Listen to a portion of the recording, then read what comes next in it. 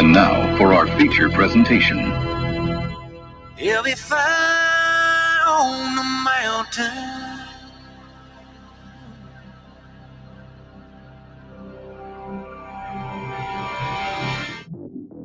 JB and Darren on the JB and Goldwater Show. Line drive right field, base hit. South Carolina wins the College World Series. Watson, touchdown. Hunter Renfrow. He got him, and it's all over. Coastal Carolina rules the roost. They win the championship. And South Carolina has won the national championship. The Citadel baseball team has done it again, but this time the Bulldogs beat one of the top teams in the country. They are giant killers. Get the ball to Bennett. He does.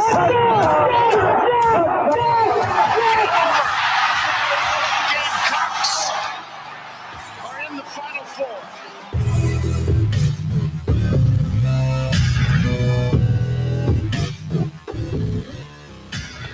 All right, greetings and a good Tuesday afternoon, and welcome aboard the JB and Goldwater Show, live, loud, and online, and driven by our friends and yours at Stokes Volkswagen. Find them at stokesvw.com. Find us on the JB and Goldwater app. You can download that. It's free, and you can watch and listen to our program daily in its entirety between 12 and 2 o'clock. Always go back and check us out if you happen to miss anything as well. At jbandgoldwatershow.com. We're available on every podcast platform out there in podcast form at the conclusion of our programming, of course, across all social media platforms at JB and Goldwater, individually at Sports Media JB and at Darren Goldwater. 843-321-8893 is our phone number and our text line, and it's open and available to all of you. And it'll be closed, though, at 12:30 because Mike Morgan from ESPN and the SEC Network, he will hop in with us and discuss and fuss and this, that, and the other. College football, little bit closer today, boys and girls. We've got Collyn Taylor with Gamecock Central at 1:05, and that was it, but not anymore. At 1:30, we'll be joined by the man himself, the official voice of our program, but he's much bigger than that. Patrick Davis. He's out west. He's in the Denver area. I don't know what the hell he's doing out there. He's going up into my in-laws' neck of the woods in Wyoming here before long. But I know this. He'll be back on the 20th because he's going to be playing that Gamecock Central party up in Columbia. And he's also going to tell you, and Darren, you'll love this. He's going to tell all of us today how you can just hop online and order Whiskey Jam and have it sent right to your front door. And not like a song. You're talking actual stuff you drink. Enjoyable whiskey jam. Yep. Got it. The stuff that you slurp down on a Friday night. I mean, Saturday night. Tuesday night. This is what we do for you, right? Thursday night. On a regular old Tuesday, not only are we bringing in Mike Morgan and Collyn Taylor, but we're giving you a way to get whiskey jam delivered to your door. Yeah. No, I mean, no one does what we're doing for you here. That's right. That's right. Nobody. No. We do have some news to lead off with here, and this is sad news that I want to get out first, and it is awful. Raven Saunders, Low Country native, Fort Dorchester. No, Burke. Burke. Sorry, I had Robert Quinn's sister. Yes, up there. Burke alumni, Ole Miss alumni. We all know who she is now. She has won the silver medal in the shot put in Tokyo. Her mom has passed away this morning in Orlando. She was here as recently as Friday and then took off for some Olympic watch parties down in the Orlando area, and she passed away. That news broke in this morning just a little while ago by Jeff Hartzell, of course, with the Post and Courier, and Raven Saunders has already released a statement on that, and basically she is heartbroken, as you might imagine. No details on exactly what happened, but Raven Saunders' mom, basically the lasting image of her life will be watching her daughter win a silver medal, Darren, an incredible moment for their family, but now followed up by just devastating news. My thoughts, I know yours, our hearts and prayers and everything that we have in us go out to that family. Terrible. Yeah, I mean, there's really no silver lining. You can one day look back if you're a part of that family and say, well, at least she saw the silver medal. But now that really doesn't matter. I mean, it's just awful news. Awful, awful, awful news. So sad to hear that. Also, this is just in, and I am. This is from Joseph Bustos, Joe Bustos, who is the politics reporter for the state. The University of South Carolina has reversed course on a mask mandate on campus after receiving legal opinion from the South Carolina Attorney General's office. Masks on campus will only be required in university healthcare facilities and when utilizing campus public transportation. They had last week issued a mask mandate inside all buildings on campus in Columbia. That will not be the case moving forward. You will not be required to wear a mask. So I wanted to make sure that we kind of pass that along as well. Excuse me there. Also, some news out of the Panthers training camp. So JT eBay, former safety at South Carolina, put a hit this morning on, and the young man's name has already escaped me, Darren. I'm going to have to go back and find it here in my notes. But Keith Kirkwood, a wide receiver in the Panthers organization, coming across the middle. I watched the video, but JT eBay hit him. He kind of fumbled. It was a pass from Sam Darnold. He kind of fumbled it in the air. He didn't really grab it well, and it popped out of his hands, and eBay hit him and knocked him down and knocked him out. And he had to be transported off the field. And 90 minutes later, the Panthers cut JT eBay. Yeah, he did hit him high. I'll say this, you can watch the video for yourselves. It's not that egregious, to be honest with you. I'll tell you, I had a different reaction. It's like the third day of practice, and there's a loose ball over the middle, and you go high. That opened my eyes. That was very much unnecessary, at least from the angle that you could see.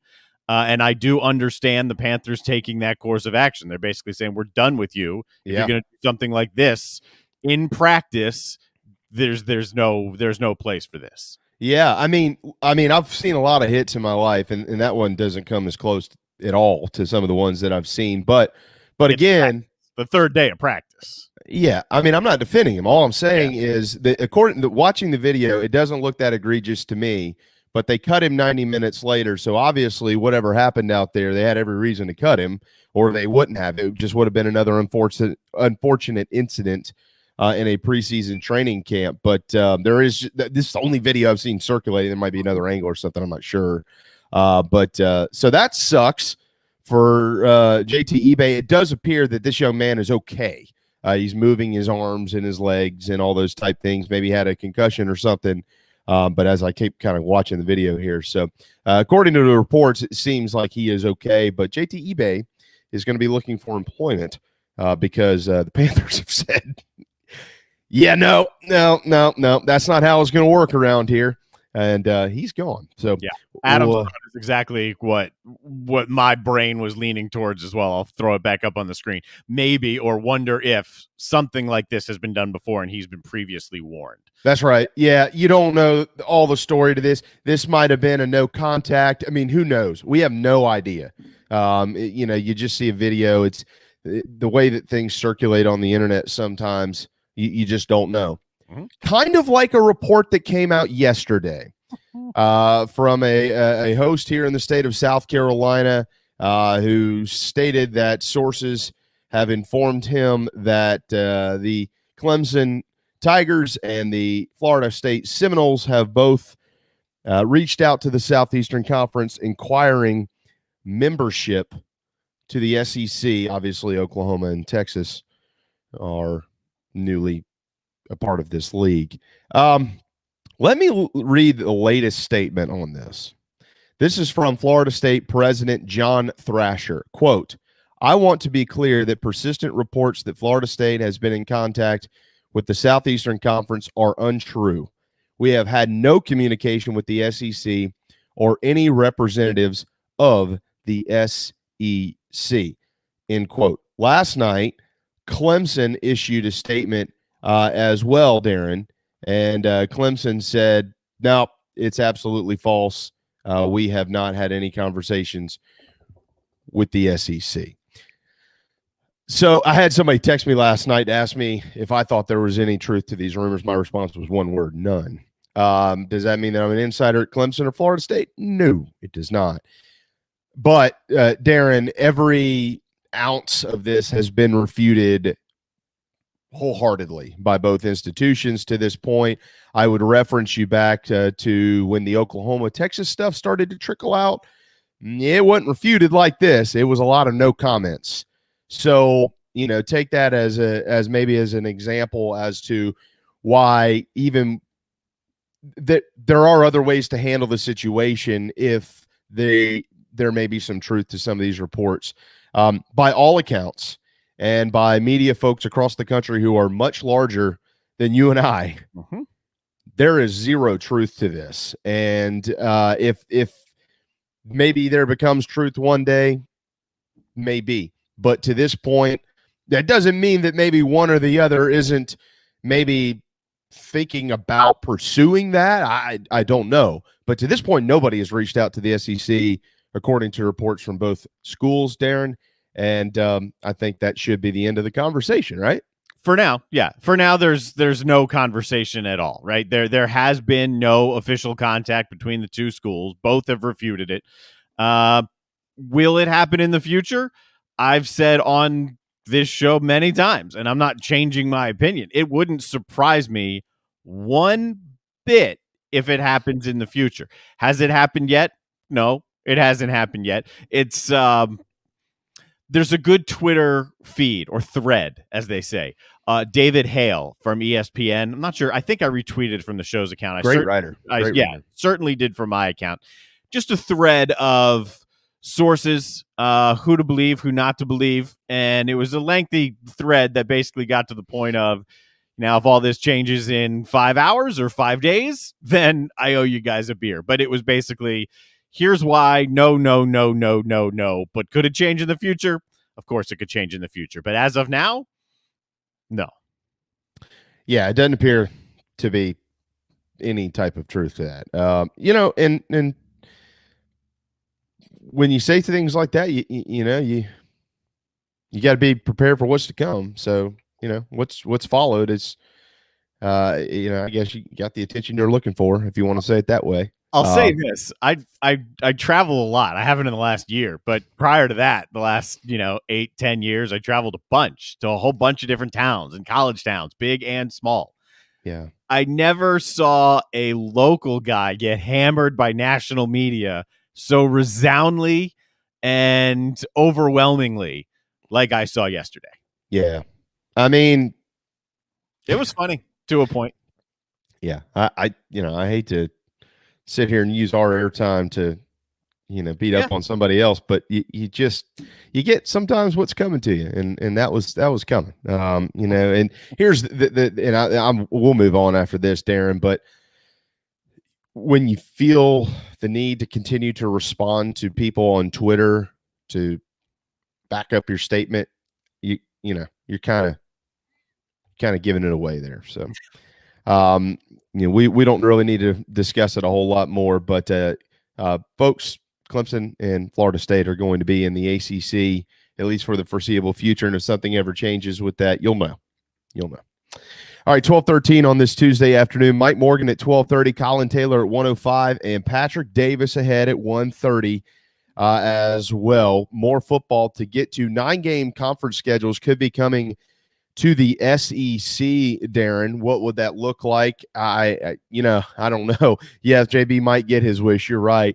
I bet I have seen out there some conversation. I'm not a professional scheduler, so I have no idea if this would be true. And I running the numbers in my head, I can't even calculate it. But it looks like probably each year half of the league, with 16 teams, 8 teams would have to play 4 home games, and then the other half would have to play 5 home games, and then you probably reverse those the following year, and you get 5 and 4, vice versa. Is that a big deal at the end of the day? Not really to me. I don't think it is. I mean, it's still all going to be about the luck of the draw. The question is, though, is it 9, or, does the SEC think about going to 10? And what support would they have if they wanted to go through 9? You probably have support from a guy named Nick Saban. I don't know how much you'd have from others at places who are right now scrounging for wins, like South Carolina and Missouri and Ole Miss and things of that nature. But Darren, I guess if you ask me, would it be the likelihood of 8, 9, or 10? I'd say the most likely and probably the most reasonable in all this is 9. And I would say the least likely is probably 10. And then, somewhere in the middle would probably be staying with that 8-game schedule. I'll throw this out as a just what if. When all of this is said and done, right? And this could be 2022, when the realignment stuff is done, if there is, in fact, a group that breaks away and it's, say, the Power Five as we know it right now, and they break away, as has been speculated for a long time, or if it's something else like an NFL model, like you've heard many times, that will impact how these leagues, super conferences, whatever, how they schedule, right? Because if the SEC is over here as a 16 or larger, and then you got another one over here as a 16 or larger, maybe you play more. Maybe it's 10, and then you get to say the postseason, and the SEC and the Big Ten winners play, and the Pac-12 and the Big 12, or however you want to call these leagues, whenever, maybe they play, right? Maybe more of that AFC, NFC, NFL model. If the only thing that changes, let's just hypothetically say 2022, and it's a 16-team SEC and the rest of the landscape is pretty similar, then I think you're looking still 8, 9 at that point. But then if everything changes and gets bigger, then that NFL model of, hey, let's go through our league, our division, and maybe play a couple extra games as, non-conference games, I think that becomes more likely, and you could even see 10. Well, see, here's the way I think I would see this. I would envision the future of scheduling looking.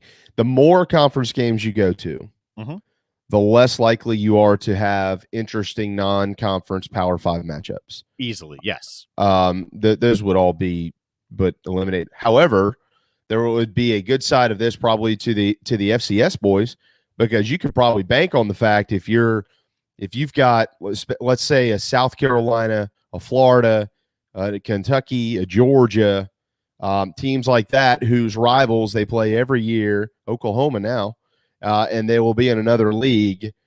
And let's accelerate this and say, oh, you know what, we're going to do a 10-game league schedule. Well, okay, then the Gamecocks have Clemson, Georgia's got Georgia Tech. They're going, dude, we're going to need a breather in here somewhere. They're going to schedule the Woffords and the SC States and the Citadels of the world, and those teams are going to continue to get some checks, because you can live off of an 11-game Power 5 schedule, especially when you've got 10 conference games. That is more than enough information to get you in a playoff somewhere, especially if it's 12 teams. So that will probably leave FCS scheduling in play. If it's at 8, if it's at 9, you will probably start to see some of those FCS games dissipate a little bit, Darren. And because especially for teams like who I just mentioned here, who have traditional rivals. I mean, Carolina and Clemson are always going to play. Hopefully Oklahoma and Oklahoma State continue to play. That would be a travesty if they don't. And Georgia Tech, those type teams, I mean, they're not going to, like, if those teams are all playing each other and you're only playing 9 league games, you're going to probably need to pick up another big one somewhere. And all these teams have scheduled power non-cons over the next 20 years, basically. Some of these schedules are like, in 2050, we're going to play Central Florida and Ireland. But the more conference games you get, that's going to adjust whether you schedule a Power 5 team in the 1 or 2 open weeks or a lower G5 or even FCS level program. Yeah, and the thing that just keeps entering my mind is what if the whole landscape changes? And if that group breaks away, then if the playoff structure for that group is different number of games than the playoff structure for group of 5 and the playoff structure for the FCS, and how does that then impact scheduling at that point, right? How many regular season games do you have? Because how long will your postseason eventually be? So all of these conversations make it hard to nail it down precisely. But if you want to just go off what we know, let's assume we know that it's 2022 or 2023, that the SEC is a 16-team league. So if that is what we're working with and we're not going off another change, it probably does make sense that they end up with 9 with the pod system just as a guiding principle more than anything to figure out how you're going to schedule it. Yeah, so I keep seeing folks who I think are maybe getting confused as to how this might look. Here's my understanding of this, Darren. I want to hear what yours is. So when we see these pod systems, these 4-team pods, and you've got them up right there, I think this was thrown out originally by Andy Staples, right? I've seen it from multiple different places, and all of the pods have been the same. I mean, the organization of the teams in the 4 pods, everyone's had the same general idea, just regionalize it. Right. But Andy Staples with The Athletic, he wrote a column that was out yesterday. And in that column, I probably need to go back and find it here so I can make sure that I'm referencing the right things. In that column, he also talked about having basically a scheduling system that is a pod system, but that's not something for the public to really worry about. It's more of a scheduling pod system. And I think as part of that, Darren, if I remember correctly, it was like, let's say for South Carolina, it was Kentucky, Tennessee and Georgia, maybe. It was Georgia, Florida, Kentucky is in the Carolina pod, those 3. But he had there was another part of it. Like this would be if the pod system was, this is how you're grouped from a public standpoint. Mm-hmm. The other part was just a purely a scheduling, basically a scheduling criteria for the league office. And it was like, because if you break it up into 2 8-team leagues, say divisions, then how are you going to figure out a way to make this thing even? It's really just right. It's really just naming something to then wrap your head around, okay, how are we going to schedule this thing out? But then at the end of the day, it's not like, okay, pod A winner plays pod D winner. And that's not it. It's just here's our group, here's how we're going to rotate you guys, and here's how you guys are going to play the rest of the league. That's right. Yeah. And see, that's one of the things that I think people are getting caught up on is what you just said. Like, well, if you win pod D and you've got A, B, and C winners, what happens to them? I don't think that's how this thing's going to go. I think that you'll still have divisions, but you'll have scheduling pods where you have 3 permanent opponents that you're always going to play. And then those other pods are basically just there as a guideline to be able to rotate your schedule every year through the 2 teams that offset each other in each pod. Mm-hmm. So the only other thing that I kind of thought about, Darren, now follow me on this, and from a planning standpoint, specifically when it comes to fan bases and travel and things like that, it wouldn't be easy, but it might be fun if you did keep your pod system. Okay, so you had A and B are in the West and C and D are in the East. Mm-hmm. And then based on how you play an 8-game schedule, and then based on how that schedule wraps up determines whom you play in your 9th game. So, it's something that would be a little bit of a different twist. You might run into the same team twice in the same year. Who knows? But if you played, okay, the D's match up and the C's match up and the B's match up and the A's match up, and then and then from there you take your conference champion, or you take your 2 best teams to the conference championship. Yeah, it's like a flex game at the end of the year. That's right. Or your final 2 games are flexed at the end of the year to figure out. There are leagues that definitely do this. I'm not sure if there are D1 leagues.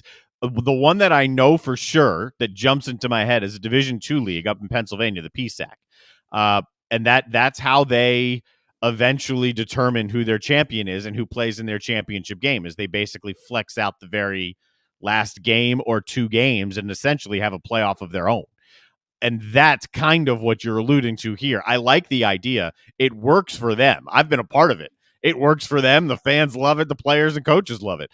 It's something that could definitely work in Division I football, especially as leagues get bigger.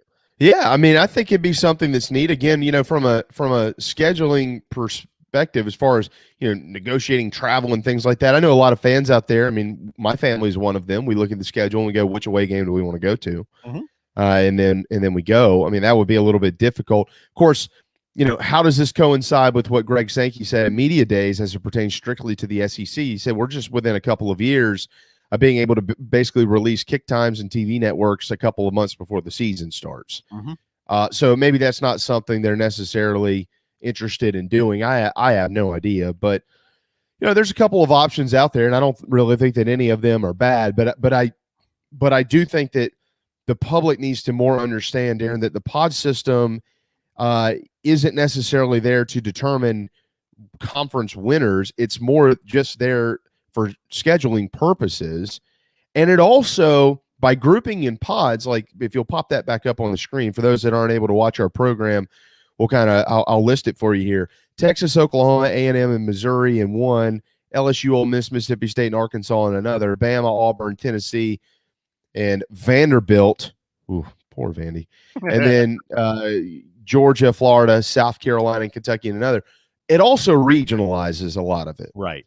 And so, for when it comes to travel and things of that nature, they're trying to be, and they need to be fair to the fans. I mean, these institutions have put hundreds of millions of dollars back into their facilities, Darren, via suites and upgrades and this to get people to come to the games. So the last thing that each institution wants, Columbia, South Carolina, Gainesville, Florida, College Station, Texas, or whatever, is to have some type of scheduling format in place that does not help them get more butts in their seats.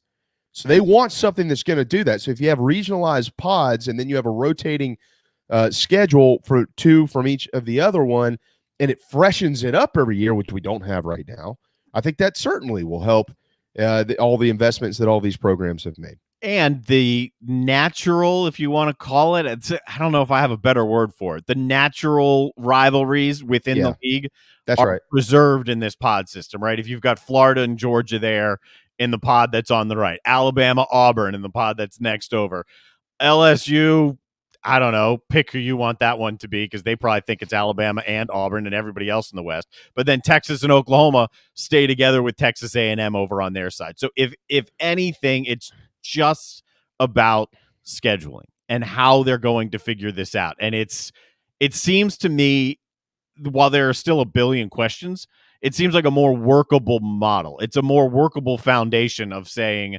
all right, if we instead of breaking it into 2 8-team things, let's separate it out a little bit farther and see if that doesn't help navigate the scheduling waters a little. Absolutely. I would like to see Tennessee and South Carolina in the same pod. But since the Gamecocks have been in the SEC 1992, Tennessee and Georgia have been their two biggest rivals. And then probably throw Florida in there, but that's not necessarily. Tennessee fans do view South Carolina as a rival because since Steve Spurrier arrived, Vols hadn't beaten the Gamecocks a whole lot.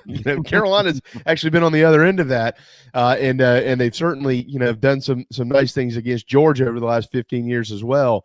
Florida, though, doesn't necessarily look at the Gamecocks as a major rival, although South Carolina fans probably do a little bit more. Yeah. All right. It's like Penn State fans look at Ohio State as a rival and they say, okay. Yeah. Right. Well, look, I've heard Georgia fans tell me before, we don't view South Carolina as a rival. I'm like, that's not true.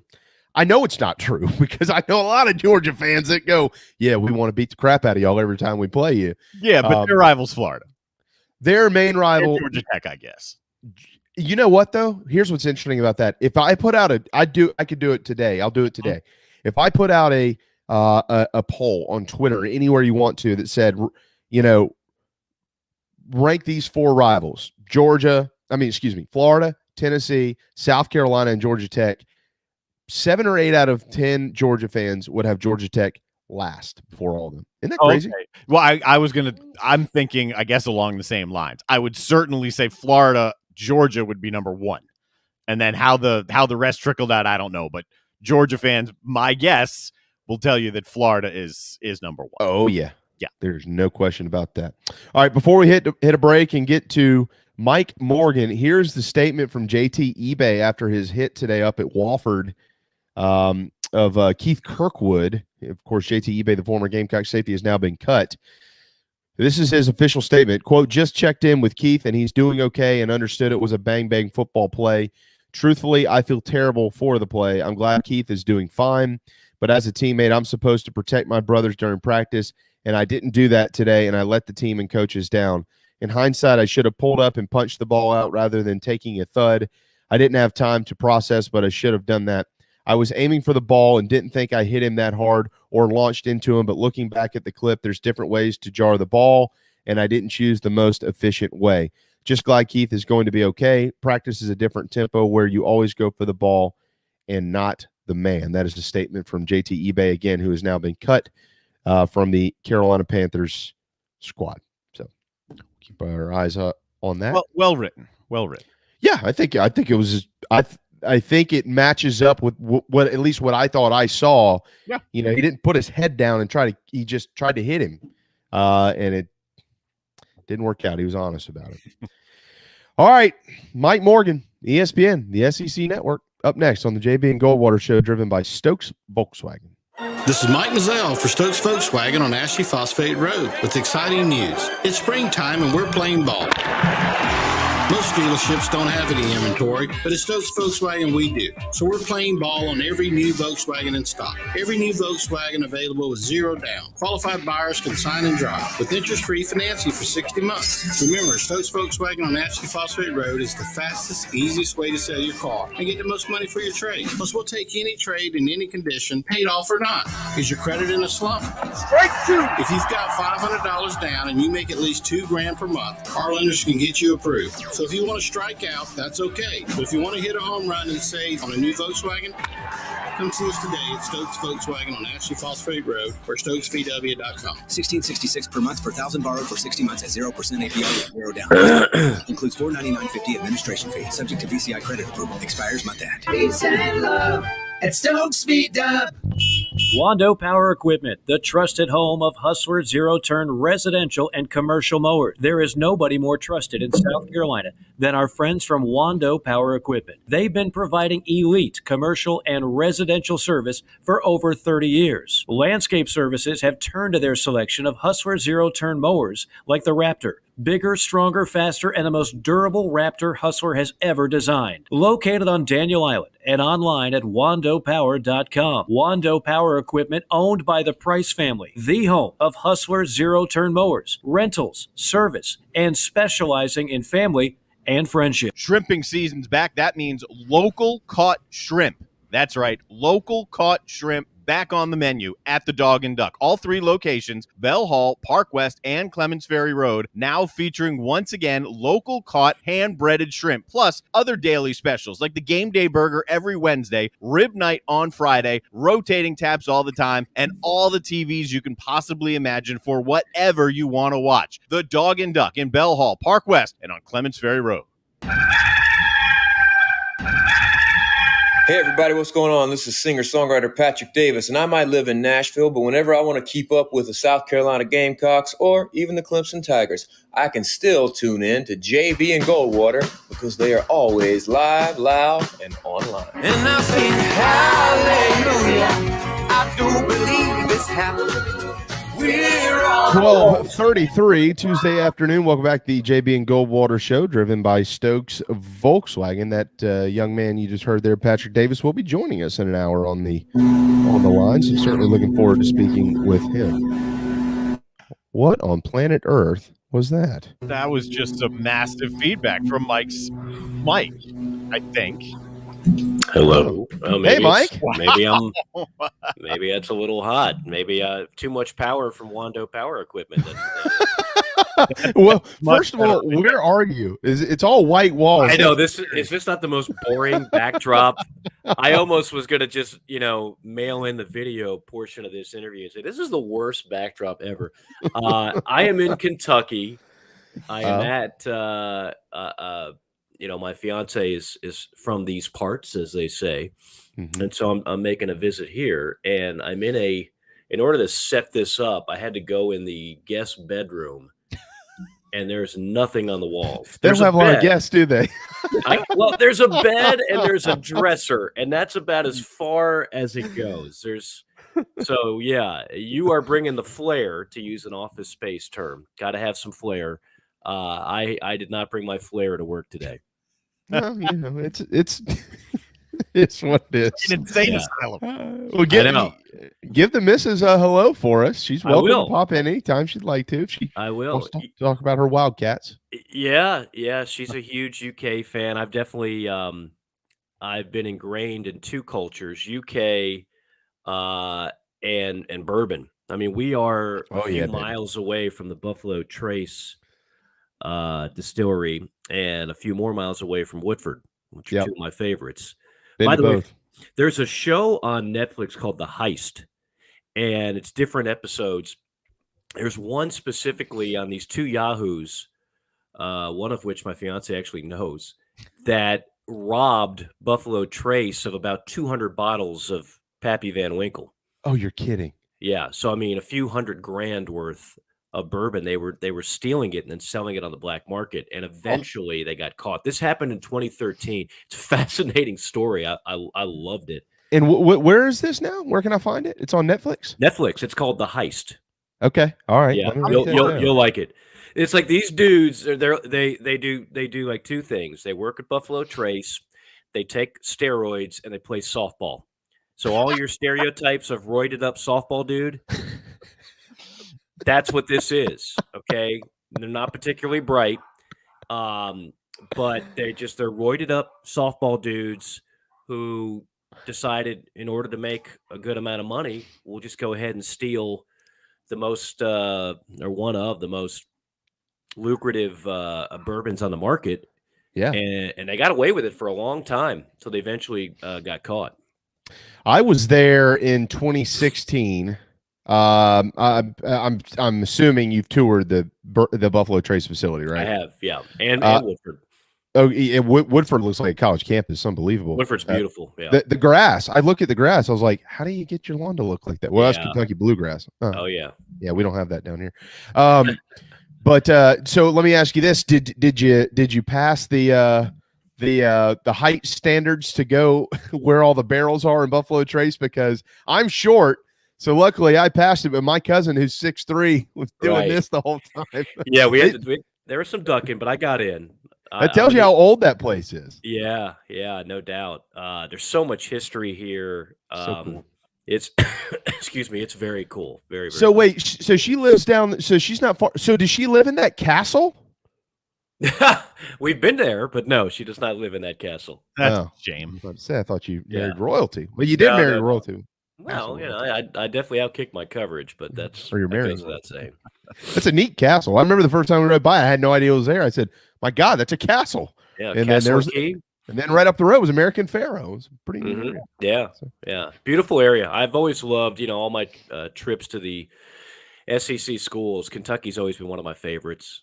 Yeah, great. It's just, it's a cool place. It's nice. It's clean. Good people. Good fans.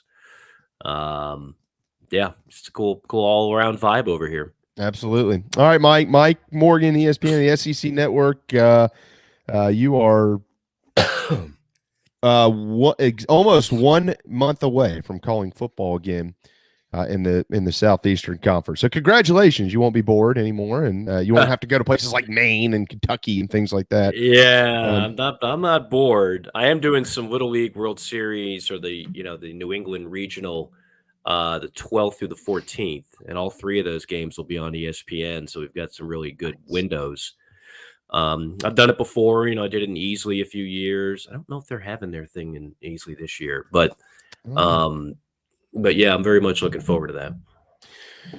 Well, are you looking very much looking forward to week 1 in the SEC? I don't know which game I have, but I know I have a game. Could be South Carolina. Could be South Carolina. That would be a great game for you to have. I'd love it. Yeah, sure. With Shane Beamer, obviously, taking over and welcoming Eastern Illinois to town. Mike, do want to ask you real quick, because this report just popped not too long ago. The Bob Bowlesby and the Big 12 are meeting with George Kliavkoff, the commissioner of the Pac-12 today, about a possible merger or just some type of scheduling format that they could kind of get together on. Sure, West Virginia's thrilled about this. They'll be in what- the ACC anyway. That's exactly. What do you think? What do you think happens here? I mean, obviously we're continuing to move down the road. We know what's happening with Oklahoma and Texas, but as more reports kind of continue to trickle out, what do you think ultimately happens with the Big 12? There's only 3 scenarios, and I don't know which one it's going to be. And I'm not going to say something on Twitter as if I do know and then be exposed for not knowing. I think there's enough of that going on.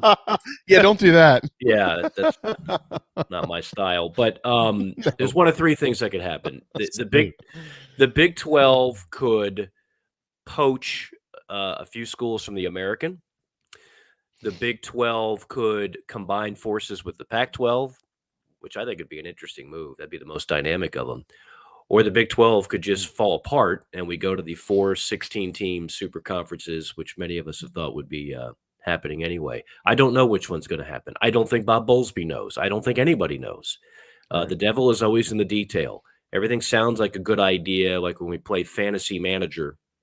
But reality is, there's a lot of repercussions and a lot of things to take into account when you're making these decisions.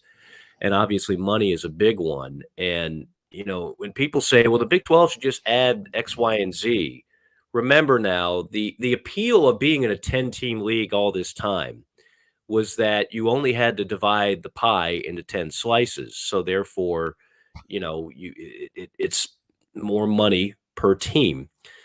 If you just add 2 schools that don't have much of a brand, that don't bring a whole lot of gravitas to your program, well, then you're not making more money. In fact, you could make less per school. Again, it's not the gross that these schools are concerned with. It's the net. So just because my league makes an extra $50 million, that's great. But when you divide $50 million 12 ways, that's not great. So I don't know. And by the way, it wouldn't just be dividing $50 million at 12. It'd be dividing what they already make 12 ways. So you'd wind up losing money is my point. I don't know what the financials are. And if you don't know the financials and you don't know how plausible this is, and that's what they're trying to figure out, that Bob Bowlesby has been put in an unbelievable corner and he knows it.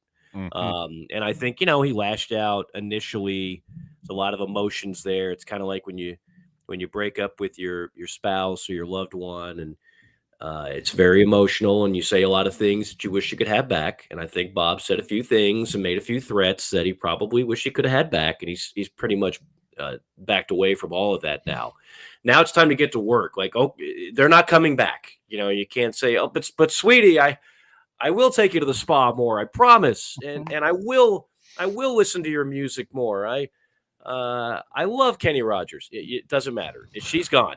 Dude, Okay? I like Kenny Rogers. We are not slandering Kenny Rogers on this program. No. I'm just saying maybe he didn't. Maybe Bob Bowlesby didn't. Okay. Maybe Oklahoma and Texas had it on their iPod, and maybe Bob Bowlesby, you know, he's more of a Tracy Bird guy. I don't know. Here's an obscure one. Yeah. But I once got told by a girl at a bar, you remind me of Tracy Bird. And I'll be honest with you, I didn't know who Tracy Bird was. I still don't. I had to look it up. Yeah. And Can you do the watermelon crawl? probably not. Well, that's going to determine whether you are or are not Tracy Bird's doppelganger. Yeah. You know, there was a time when in my wild single days, I probably did a few watermelon crawls, but we don't have to talk about that. So anyway, you know, nobody knows. And Bob is he is fighting for his dear life, his conference's dear life. He doesn't want his legacy to be, it was under his watch that not only did they lose Texas and Oklahoma, but the Big 12 completely folded and fell flat. I was there 9 years ago at Media Days in Dallas, getting ready to do a Big 12 schedule where they were just like, there was this collective exhale, like, whew, we dodged the bullet. Texas got their Longhorn network and agreed to stay in the league and didn't go to the Pac-12, so we survived. I was there when that happened. But, you know, when 2 schools have all the cards and completely dictate everything you do and your survival is dependent upon them staying, that's dangerous territory. And that's the thin ice that the Big 12 has been skating on for 9 years. And the ice finally gave way. So now they're all just in a freezing cold pond underneath a sheath of ice, trying to figure out if they can get back above ground. And that's what's going on right now. So one of those three scenarios will happen, and anybody tells you that they know which one will is lying, because they don't, because I don't think the powers that be know exactly what's going to happen. Do you have what is your hunch on how soon Oklahoma and Texas will actually become members of the SEC? Less than 4 years. Yeah, me too. I'm with you. I don't think anybody thinks that's going to sit there in the ether for 4 years. Again, this is an overused, hackneyed analogy, but I'm gonna dive into it anyway. To go back to the scorned spouse, it's like, I just found out you're having an affair. I want a divorce, but for 4 years we could save money on the mortgage if we each chip in 50%. So I'm just going to live with you while you date the other guy and I date the other girl. And I don't see any scenario where that's the case. That'll be negotiated down, and those two programs will be in the league either in 2022 or 2023 would be my guess. Mic'd up with Mike Morgan, 1245 on this Tuesday afternoon. All right, so let's talk about the interests of the ACC. We're not going to reference this bogus report that came out yesterday, but there have been other folks, Mike, who have talked about the SEC continuing to try to reel in a couple of more programs. Clemson and Florida State clearly are in the footprint of the Southeastern Conference and would make sense by this person and wouldn't make sense by that person and this, that, and the other. Okay. All right. That's all fine and dandy. Okay. Well, just a couple of years ago, the ACC and ESPN launched the ACC network. And this number 2036 keeps coming up because that's the grant of rights for teams in the Atlantic Coast Conference. Yeah. So there's a substantial, I mean, you work for the SEC network. You know what goes on here, Mike. There's a substantial commitment from ESPN, from the ACC and others into the ACC network itself. And if you don't have a Clemson or a Florida State or a Miami or a headliner or something like that, so if I don't want to go down the speculative road necessarily, but what I'm talking about is, what is the best interest of the ACC? Well, let me start off with you mentioned that they're in the footprint. To me, that's why that's not happening. If the SEC adds two, it would be two outside the footprint to expand the footprint, such as North Carolina, Virginia Tech. That to me makes more sense. I realize the brand is bigger at Florida State and Clemson, but this just in, the SEC has plenty of brand. I mean, this league is not lacking brand now. They're oozing brand.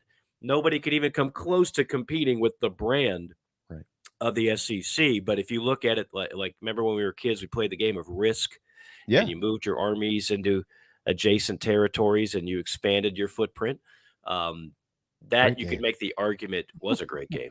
That you could make the argument would be the next move. But honestly, I don't have inside information on this. I would not be the least bit surprised if the SEC just stays pat right now. Let everybody else panic and scramble. Every other league is playing a game of whack-a-mole. Because you think you're going to add somebody, and then whoop, this school pops up, and they're getting ready to get the heck out of Dodge. So you're just sitting there with the wand. Jeez, does this game ever stop? Greg Sankey doesn't have to play that game because no one, and I mean no one, is considering leaving the SEC. So you can just sit back there. Yep, I got 16. I got the most profitable league, the most profitable network. The most successful football league, the most successful baseball league, and perhaps soon to be the most successful basketball league. I mean, he is sitting. I made the analogy because people are now talking about playoff expansion. Will this be delayed because of this? Well, guess what? You guys played poker before, right? 5-card draw.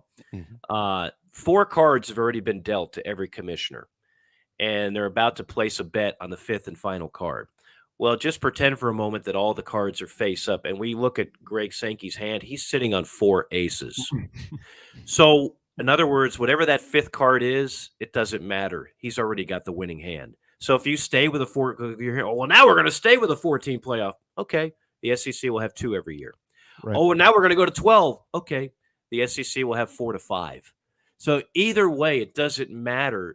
Greg Sankey and the SEC have a winning hand. It doesn't matter what you do or what you threaten or what you delay or what you don't delay. Whatever is the scenario, Greg Sankey has the winning hand. That's what he has now created. So we're in a state of a whole lot of flux and a whole lot of not knowing what the final shift is going to be. But what we do know is when the dust settles and everything is done, like it was 9 years ago, 10 years ago, the SEC will be sitting on the best situation of them all.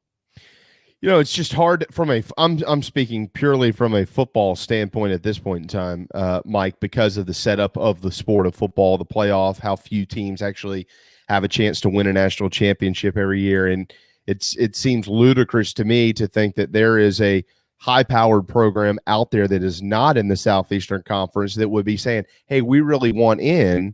And you're going, you do realize your road is going to get a lot more difficult to get where you've been, right? Right. So, but then there are other programs out there that I think are very similar to the middle class of this league. I know that there's a lot of talk about West Virginia and why they should be a part of the ACC. They have some natural rivals that are already in there, and I think that certainly makes a lot of sense. But West Virginia is also a program that I think you could throw in the comparable conversation of an Ole Miss or a South Carolina. They have their ups and downs and things of that nature. So, there might be some blue collar programs out there that are like, hey, we just want a piece of the pie, man. We just want some of the money. But if you're like, Miami, or if you're Florida State or Clemson, I don't know why you want any part of this. You got a better road to get to the playoff, 4, 8, 12. I don't care what it is, by being in the ACC or another league than you do in this one. Well, I think panic starts to sink in a little bit when something like as seismic as this happens. You start to wonder what's next, and the last thing you want to do is wind up in a Big 12 situation where the Titanic is sinking. Everybody got in the lifeboats, but there's not enough for every passenger. So you're sitting there with the guys playing the violin, and you're like, I really don't like this setup. I really wish I could have changed something. Should have been proactive on this. So I'm sure that has gone through the mind. And this goes back to what I said about Texas at the outset. It's a lazy take to just say, well, they just left because the money. Texas doesn't need money. Texas is already the most profitable sports athletic program in the world, in the history of the world. Yeah. They left because they had the 7th highest winning percentage in the Big 12 over the last 11 years. It wasn't working. So, yeah, they stand to make more money, but that's not – if they were winning a national championship every 3 years like Alabama or somebody, they would have stayed, I promise you. But they haven't. And so if you're Florida State and you see that your program, your cachet has been on a serious dip, well, now you start thinking, well, shoot, maybe we need to mix it up too. And maybe the ACC is about to be picked apart. And maybe our path gets more difficult, but shoot, it ain't working where we're at right now. We're not even dominating the way we used to be. We're not relevant. Now, some of that has to do with questionable hires. Willie Taggart will go down as one of the most questionable hires in the history of not just Florida State, but premier programs in college football. But that's what the AD at the time did. Yeah. And they have not recovered from that just yet. So I think that's part of it. But I don't think, first of all, I don't think the ACC has to be in panic mode. You have to be in alert mode. Again, the game of whack-a-mole, who's flirting with who here.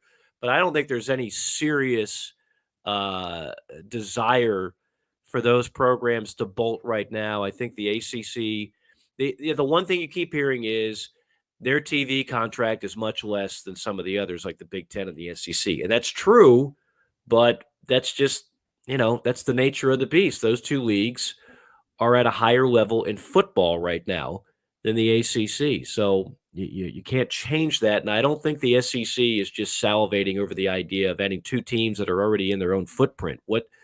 again, that's 2 more slices of the pie. So what are you really getting financially from that? I don't know if the numbers work out the way you'd want them to. And 16 seems like a pretty good number. I'm not sure that that any move is imminent right now for the SEC to add 2 more. I see Craig's comment there. Texas isn't winning in the SEC if they couldn't in the Big 12. Steve Spurrier just said that. Well, yeah. Like I get that argument. I get that argument. But at least with their banking, look, here's they're capable though. Of course they are. Of course they are. And they're saying in the future, this benefits us in a number of different ways. Absolutely. Absolutely. No question. That's and Steve took a kind of a funny swipe at Texas, as only Steve can. That's right. But look, what finalized this deal too was that they watched A&M, which had the reputation of being one of the most underachieving programs in the history of college football. They watched them go to the SEC, and look, they still haven't won an SEC championship. They still haven't been in a playoff, but they're getting pretty close. And all of a sudden, they're beating Texas on recruits in the state of Texas. Why? Because Texas A&M is going, yeah, I know you're used to us being a little brother to Texas, but we're in the SEC and they're not. Mm-hmm. And that just kills Texas fans. It kills UT people. And that was enough to say, yeah, our path's going to get more difficult. And maybe we won't be playing for national championships right away. But we can't do much worse than finishing 7th place in the Big 12 on average over the last 11 years. That's a great point. Is that A&M jump because they're in the SEC? How much of that do we equate to Jimbo? Because he's doing it. Well, I'm not sure if Jimbo jumps for the job if Texas A&M is still in the Big 12. That's a good point.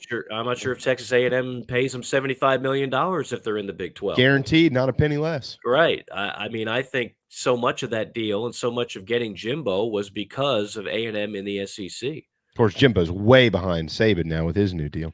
Yeah. So Adam makes a point here. If Miami, Virginia Tech, and Florida State become more consistent, the ACC is not a bad league. And there's plenty of brand there. If Notre Dame goes full-time, that's a good rival to the SEC. Mm-hmm. I think, Mike, I personally, and I know that SEC fans don't like hearing this, but I think it would be a good thing, not just for the SEC, but for the sport. Like, we need to find a way to preserve a lot of the tradition that we have in this sport because it's changing quick. Mm-hmm. I think it'd be a really good thing for the ACC. I mean, it's up to these programs. They got to get better and start beating people, and probably most importantly, guys, beat Clemson in their own league. But like, I'd like to see the ACC elevate itself. I think that would be really good for the sport. I think that'd be great for the SEC. Yeah, and I agree with I forgot his name. I'm sorry, Adam. I don't think the ACC is an awful league at all. I think it's in better shape than the Pac-12 and the Big 12. That's for sure. It's just not to the level of the SEC and the Big 10. So you say, well, you're third. That's not the worst thing in the world. They've got a juggernaut right now in Clemson. And I have to believe eventually with the right leadership, Florida State will be back. Miami, they will never be back to 80s level. I'm sorry. Maybe even 90s level, but I think they'll be better. And then, North Carolina, potentially, Virginia Tech, potentially. The problem is, I mean, the bottom half of the ACC is never going to stack up with the bottom half of the SEC, if that's the way you're looking at it. It's just not. But so what? If the top half can elevate, I mean, I think the ACC is going to be fine. Like I said, I don't think the ACC needs to panic. I really don't. But they do need to play some defense. They can't start losing programs. And I'm tired of talking about the Notre Dame hypothetical. You wake me up when Notre Dame decides to join a league. If not, I'm not buying in. Yeah.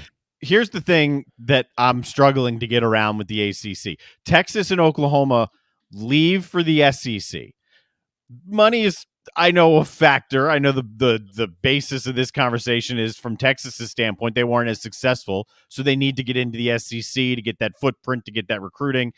So if the SEC is making all that much more money than the ACC, if they're that much deeper, if you can recruit that much better, to sit here and say, well, the ACC, those guys just need to get better without doing much, it's going to be harder for them to get better now and be competitive now than it was last year, right? Mm-hmm. Yeah, no, I don't argue with that. And And again, I don't think the ACC is ever going to be at the level of the new SEC in football, top to bottom. I just don't. But I think most realistic ACC fans understand, well, that's not the goal. The realistic goal is let's just get back to where those programs right under Clemson were really good. Yeah. There's no excuse for Florida State not to be a top 15 program. There's none. They've got way too many things in their favor to not be better. Miami should be better. Virginia Tech, quite frankly, was a lot of smoke and mirrors by Frank Beamer, which did one of the best program building coaching jobs in our lifetime. And I don't know if they're ever going to be quite back to that level. North Carolina, everybody's always waiting for them to climb that next hurdle. But since Mac Brown, they never seem to do it. So yeah, but just give me 3 programs that I can hang my hat on every year in the ACC and go, yeah, they're going to be pretty doggone good. Maybe not national championship good, but pretty doggone good. And then that's okay. I mean, you don't need like 10 of them, and you're not going to match the SEC in the number where on any given year you could have Bama, LSU, Auburn, A&M, Florida, Georgia, all competing for a playoff. You're never going to have that in any other conference. You're just not. And the ACC, the one thing that they certainly have going for them is Clemson. I mean, there you go. Build off of it. I know Clemson does it. Shoot, actually, I bet Dabo does want to see a lot of those teams that surround them get better. I mean, he feels very comfortable with the fact that they can go out and still beat all those guys. And with the playoff system, that's only going to help Clemson, the better competition. Because a lot of you look at their schedule, it's just not that good. Well, but their formula reminds me of the Bobby Bowden Florida State formula, which is, your conference schedule is not going to scare anybody. But then you always schedule some heavyweights. So this year it's Georgia. In coming years, you got Auburn on there. You'll have to help me out who the rest of their. Don't they have LSU scheduled one year, Darren? They might. I'd have to look A&M maybe. But that's what Florida State did. Florida State would schedule at a conference. Of course, they played Florida every year, and then they would add a Notre Dame or they would add a Penn State. That's the Clemson formula. And you're not going to be denied a trip to the playoff if you go 11-1 in a Power 5 league and have some just a couple quality wins. You're getting in. You're getting in. So that's really all I think Dabo cares about. He doesn't need to say, well, my conference is better than yours and bang my chest. He just needs to get to the playoff and then have a chance to win it all. And they've done it. Yeah, Clemson, LSU in 26. That's the opener. September 5th, Clemson at LSU. That's got to be a home and home. I'm sure there's a return game. There is. How much farther down am I going to have to scroll? 2038. It's not far enough. Keep going, Darren. Keep going. You guys will handle that in the next hour. 2020. It's 25 and 6. That's why I meant. So 25 is at Clemson, okay, and 26 is at LSU. So they've got Great Georgia. Series. They've got Georgia. They've got LSU. Who else? Don't they have A&M back on there somewhere? I'm pretty sure they do. What about Notre Dame? Notre Dame. Notre Dame's on there in 22 and 23. They got a bunch with Notre Dame. Yeah. Yep. And you know what? This Clemson fans probably aren't, but they're probably hoping that South Carolina gets a little bit better. That helps them. Well, yeah, that wouldn't hurt. But you got 3 juggernauts right there. Yeah. So and Oklahoma. 4. One of your listeners just put Notre Dame and Oklahoma. So that's 4. So if you win the ACC championship and you beat one of those teams, or even if you lose a close game in one of those teams, you're going to an expanded playoff. Oh, right. 12 teams in every year. So you don't need to.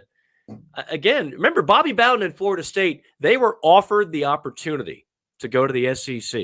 And Bobby Bowden said, why the heck would I want to do that? That's right. I got it good where I'm at right now, where I know I can dominate this league, and then I'll play some marquee games out of the conference, and I'm going to be competing for it every year. That was before we even had a playoff. Now with a playoff, you really don't have to be. Now, the money part, which is what Darren is alluding to, yeah, you're always going to be third fiddle to the SEC schools and the Big Ten schools with the current deal. There's no question about that. But I don't know. I mean, gosh, you've already got some of the best facilities out there. Are you really gonna? Is that going to cost you in the win-loss column if you make $10 to $15 million less a year than the schools in those other leagues? I guess over time it accumulates and it's a concern, but I don't know if it's going to knock Clemson down a notch. That I can't say. Yeah, no, I was saying it's just harder for the other guys to come up. Oh, no doubt. to eat No, them. Yeah. absolutely. Yeah, I mean, but like I did a game at Wake Forest last year. Their coach, who's a good one, I mean, he'll come right out and tell you we're a developmental program, right? Duke is a developmental program. Who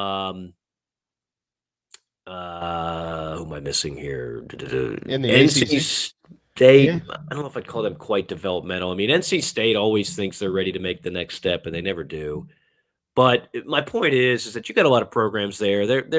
They are destined to fight for the middle. I don't think they're going to be football powerhouses anytime soon. And you could say that quite frankly about some of the programs in the SEC. But Sure. they're just enjoying life a little bit more. But is Mississippi State going to be in a playoff in our lifetime?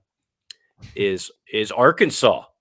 They've got Texas early on in the year, a matchup of 1969. I think though that if you go to a 12-team playoff, I think it gives almost, with the exception of Vanderbilt right now, I think it gives almost every team a chance because they're all worthy of having one good year. Right.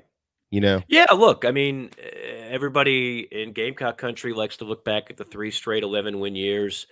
If you had a 12-team playoff, certainly a couple of those teams would have had the opportunity to sneak in there. I mean, so it can happen. It can happen. The problem is, I'm sure Mississippi State saying, well, when we had Dak Prescott, well, we were at one point ranked number 1 in the country. The problem is for those programs, that's never the norm. It never has been the norm.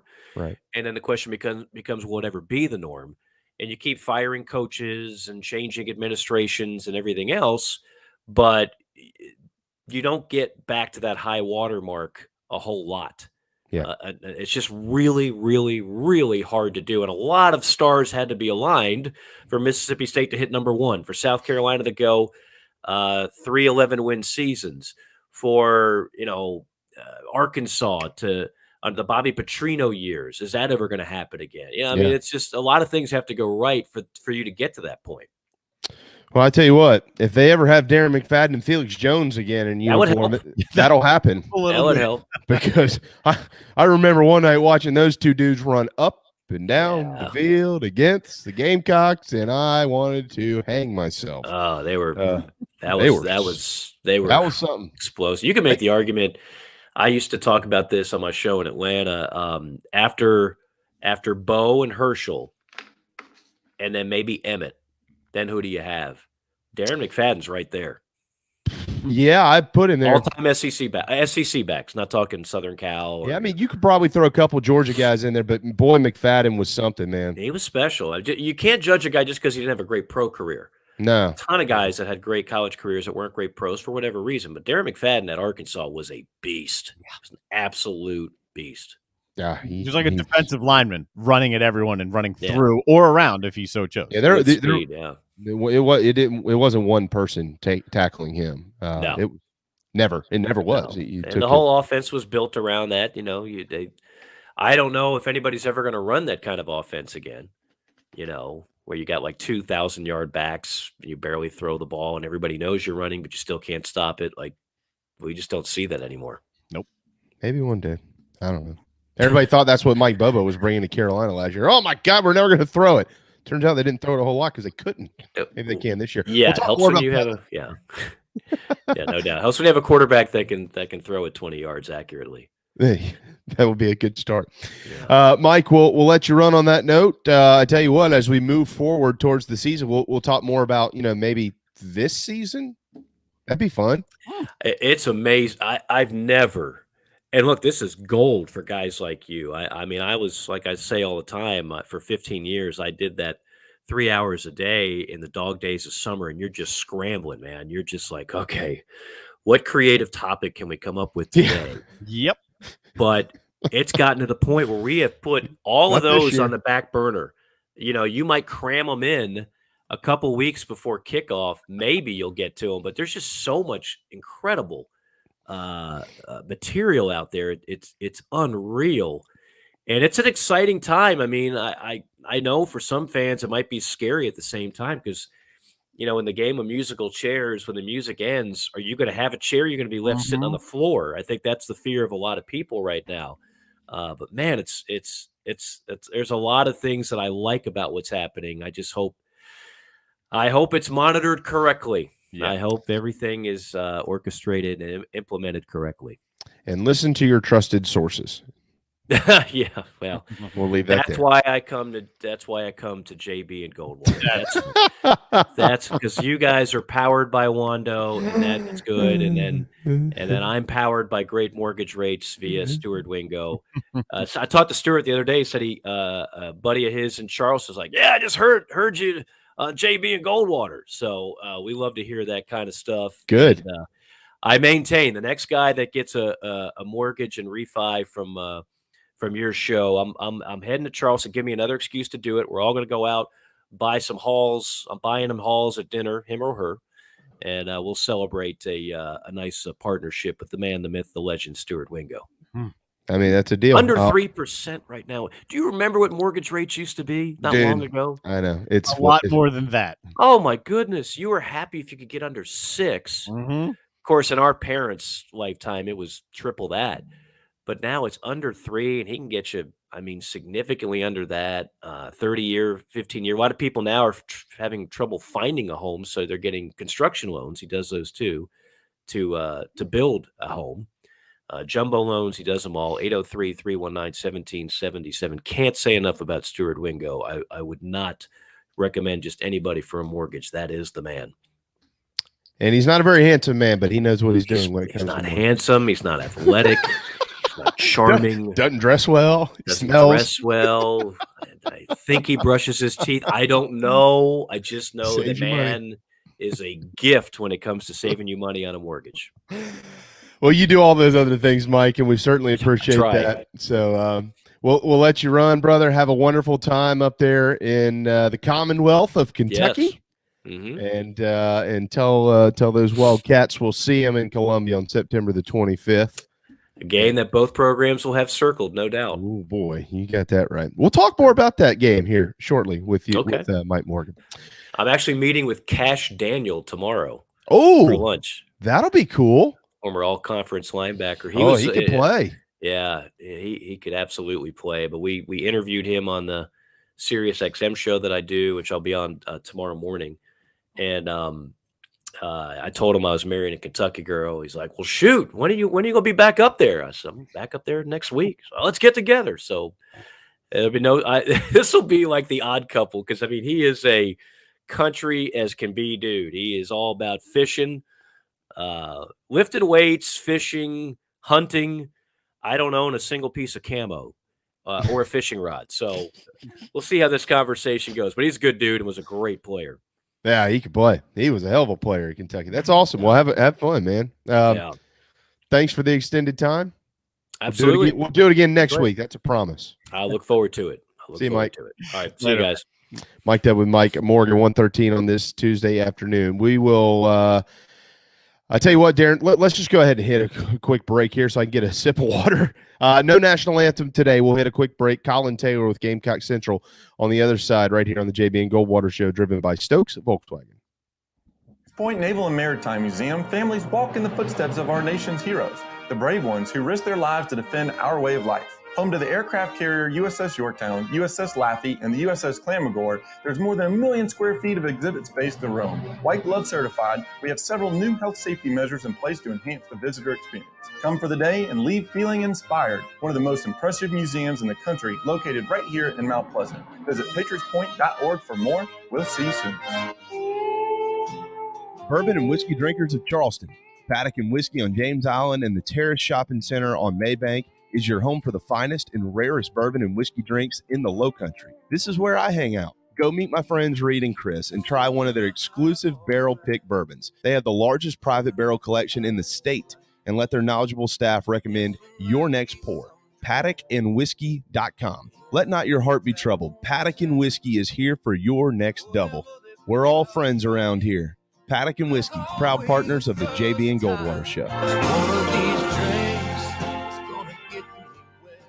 This is Scott Glaze, head golf professional at the links at Stono Ferry, located on the outskirts of Charleston, South Carolina. I'm inviting you to tee it up on one of the most scenic and challenging courses in the Lowcountry. Our back nine is highlighted with 3 holes that border the Intercoastal Waterway. Visit stonoferrygolf.com to book tee times and discover all that Stono Ferry has to offer. The links at Stono Ferry is a former South Carolina Golf Course of the Year and is also home to the College of Charleston men's and women's golf teams.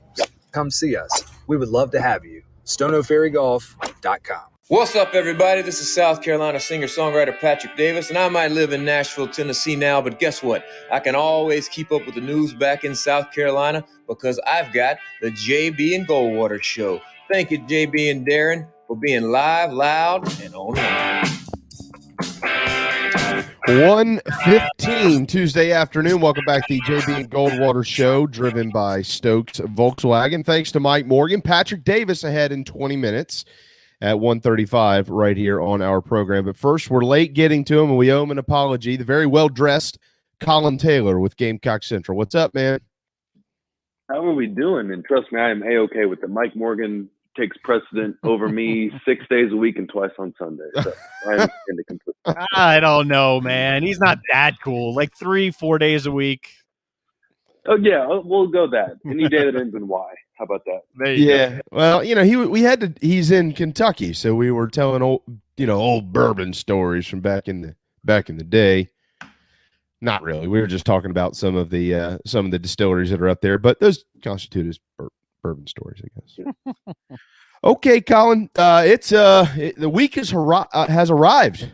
It looks like Carolina is going to play some foosball this week out there at the facility. Friday, media day coming up on Thursday. I think there's a couple of sessions that media boys like you and this, that, and the other will be able to check in on throughout the weekend. But they've cut a lot of that off. And then, of course, no fans in attendance this year. That's the policy because of the COVID situation. I do want to ask you about a column that you just posted a little bit ago on Gamecock Central. I was listening last week to Jay Phillips and Pearson and those guys up there at the golf tournament. I know you saw all them, and they had Montario Hardesty on the show with them. I really like listening to him talk. He's very bright. I remember when he played at Tennessee. I remember the 2009 game. He ran all over the Gamecocks up there in Knoxville on Halloween night in a black jersey, and to this day it still drives me nuts. But he's on Carolina's side now. You have talked with him. You've got a one-on-one conversation up on the website now with Montario, the Gamecocks running backs coach. What have you learned about him? He is insanely bright. I mean, you mentioned it, and there'll be some stuff that comes out after this too in other articles, but he's really smart about the game. And it didn't catch me by surprise because you can't get to this level where he's at right now and not be something, smart about the game. But I mean, in stuff that doesn't even go with his position. I mean, he obviously charts and does all this stuff with running backs and studies and has all these formulas on how he calculates productivity in practice. But I sat there and talked to him about 2 tight end sets and 12 personnel, which has nothing to do with the running back position for a good 2 to 3 minutes. And he went on and on and on. So he's a really, really smart person. He's personable. And it's not just about the running back spot. He's really smart about offensive football in general. And I think that just pays dividends for South Carolina to have as many of those guys in the room as you can get. One of the guys, by the way, that is in the offensive room, Pat DeMarco, will join us at 12:30 tomorrow here on the JB and Goldwater Show. What have you learned from Montario about that core? Kevin and Marshawn and Zakondre White, who I think they're calling Hot Boy or something, and Rashad Amos, and they've got some other guys that they're going to kind of plug in here and there, but that's seemingly the core group. I think Juju McDowell is going to get a crack at it as well. But what have you learned from him about these group of young men that'll tote the rock this year for Carolina? They're very high on him. I mean, and why wouldn't they be? Kevin Harris is coming off that 1,000-yard season. Marshawn Lloyd has as much hype around him as I can remember in recent memory about a South Carolina player. And you have some talented pieces around it. Zakondre White had a great spring. Juju McDowell's someone that they're encouraged about when he's on campus now that he is. And Amos had some flashes last year, so they're really excited about the potential of this group. But I think the important thing from Hardesty is, like he mentioned, he's like, we're not going to rest on any laurels. We're not, you can talk all this game about what you did in 2020, but if you're not putting it on tape now, it means absolutely nothing. And so I think that they're going into fall camp with the mindset that they have to be better than they were last year as a group.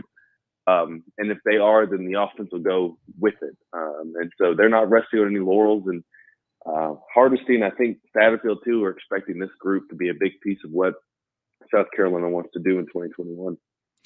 Collyn, in the column that you have written here, there's a quote from Monterio, and it reads, the pressure I put on this group is to be the best group in the country regardless. That's what I said when I got here. That's the pressure on us. I want to be the best group in the country, so we have to go out there every day and prove it, end quote. That's from Monterio Hardesty. You think he'd say that if he didn't think this group had a shot to be the best or one of the best? No, I don't. And I think, coaches, when they know that their group is either young or unproven, will talk about maximizing talent and all this. No, this is him knowing that they have an all-SEC running back returning, a top 50 player in the country in his class coming off an ACL, one of the best JUCO running backs in the country in the 2020 class coming in, and an amazing athlete, and an offensive line that was really good for him. They have all of the makings to be arguably the best running back group in the SEC, then by proxy, the country. And they're not shying away from it and saying, listen, we need to be this for the offense to be good. We need to be one of the best in the country. And they know that they have the talent to do it. So, no, I think he's very optimistic about this group. Collyn Taylor, Gamecock Central. Collyn, one more here on Monterio Hardesty. He's from North Carolina, Eastern North Carolina. And there were reports out there when he was hired to coach the Gamecocks running backs group by Shane Beamer that Tennessee was interested in maybe bringing him home. I don't know if he chose South Carolina over the Vols, if that offer came in late after he'd already agreed to terms. Clearly, if you just go back a few months, boys and girls, there are some coaches that don't really care about agreeing to terms with somebody. They'll turn around and run if they need to. That happened in Columbia. So do you have any insight as to why he chose South Carolina versus maybe what else he might have had on his plate potentially? Yeah, and Monterio's kind of addressed this in his introductory press conference that, he wanted to be at South Carolina for a lot of reasons. It's obviously really close to home for him. I think it's like 4 hours away is what he told me on the other day. And close to home, obviously getting to work with Kevin Harris, Marshawn Lloyd, that group is appealing to him. Working with Shane Beamer was appealing to him. Then the recruiting aspect of it, he really wanted to be able to recruit at South Carolina. He feels like they can do a lot of different special things here. And just from that perspective, I think it was a little bit more attractive. And obviously when he took the job at South Carolina, Tennessee was kind of in a transition period, moving on from Pruitt. And obviously, Hardesty didn't say this, but Tennessee is probably staring down an NCAA investigation, and South Carolina isn't. So I think that for all those reasons, South Carolina was a lot more attractive than either Tennessee or some other places that he could have potentially gone. There's certainly, Collyn, a lot of questions, as we all know and understand, about this program. And hopefully we'll start to get some of those answers over the next couple of weeks as they hit the field and start to iron some things out. But from an offensive standpoint, we kind of have this idea that defensively, okay, Clayton White's kind of bringing in this aggressive 4-2-5, and we all know what that looks like. Ellis Johnson basically ran that defense here. It's just more about kind of putting the pieces where they need to be and making sure that they've got some depth in the secondary. We kind of know what needs to be done on the defensive side. But on the offensive side, fans who either, like the large majority of us, I'm not calling anybody out here, don't understand offensive football. We hear the terms and this, but we couldn't watch film and break it down. So, we hear all these type things, this is schematics, and this is this, and this is personnel, and this is 12, and this is 21. And everybody kind of knows something, but they don't really know anything. But at the end of the day, we're all kind of just waiting to see what this offense is going to be. And it appears that they have collectively as a staff tried to kind of hunker down over the last few months and figure out based on what they have personnel wise, so they can figure out what they're going to have in the playbook and then figure that out on Saturdays. What have you learned about those conversations and what these guys are all bringing to the table? Obviously led by Marcus Satterfield. He's the offensive coordinator, but he has really engaged his assistant coaches to make sure that their input is known, and they've made sure that everybody understands their input is valuable. So what have you learned about this process? Yeah, it's going to be, and it's a conglomeration. It's merging of a lot of different offenses. And while we don't know what it's going to look like yet, Satterfield's taking principles from Oklahoma, where Beamer obviously was. He's merging some Matt Rule Temple, some Joe Brady LSU, some Rule and Brady combined Panther stuff. And then let's say Justin Stepp says, hey, this is what we ran at Arkansas against cover 2, and I think we have the personnel to do it. They're going to run some of that, or vice versa with Hardesty at Charlotte, or Greg Atkins at Marshall in the run game. And they're going to merge a lot of these different things. I know they want to run the ball. I think they're going to have a lot of option routes for the receivers. Satterfield's been pretty open about talking about that. I think they're going to incorporate the quarterback run game into the mix a lot. So I think you're going to see a lot of different things. And I think it's frustrating for fans because they want to know what to expect offensively. But I think it's a good thing to not know, because then you don't have tape to fall back on, really. If you're East Carolina or Eastern Illinois or Georgia the first 3 weeks of the season, because you truly don't know what to expect from the South Carolina offense.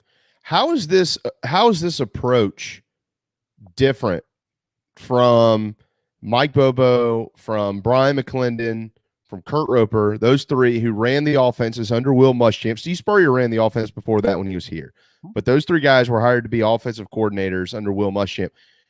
How is this approach by Marcus Satterfield and this staff different from what those guys did? I think, and this is no disrespect to Bobo or Roper or McClendon, I think when the assistants on offense say that this is inclusive and Marcus Satterfield's listening to them, I feel like that's genuine. Maybe where in other years when it started to hit the fan, it wasn't. And, Mike Bobo or Kurt Roper or Brian McClendon was focused on what they were doing when stuff got tough. And I don't think that's necessarily going to be the case with Satterfield. So I think this is more inclusive. I think it's genuinely more inclusive. And I think that there's actually some input from everybody involved as compared to maybe some years past. Yeah, I mean, we can all speculate, Collyn. I mean, we've heard plenty, of rumors and speculation and a lot of truths about Will Muschamp, and some of those comments over the years were that he had too much say in the offense on game day. I don't know how much any of that is true. I have no idea. I wasn't on any headsets, believe it or not, over the last 5 years. I don't know. But Shane Beamer seemingly has a bunch of influence in this offense as well. I mean, he's in there. We can't implement Oklahoma concepts without Shane Beamer being in the room. He's the guy who was up there coaching the tight ends and the assistant head coach and things like that. So I guess what I'm getting at here is head coaches are always going to have some type of pull and input in an offensive scheme and an offensive game plan and an offensive playbook.